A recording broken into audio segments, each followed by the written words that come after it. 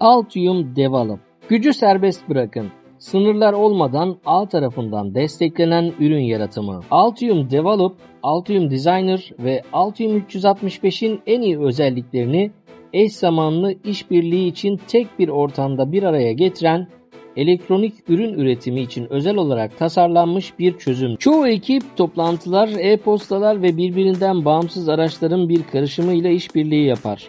Genellikle işe yarar ancak yavaş ve hataya açıktır. Altium Develop farklıdır. Bütün işbirlikçileri tek çatı altında toplar ve eş zamanlı işin işleyişini ve yaratım sürecini takip ederek geri bildirimlerle hatayı minimuma indirir. Videonun açıklamalar kısmında bulunan bağlantıyı kullanarak Altium Develop'a erişin ve denemekten çekinmeyin.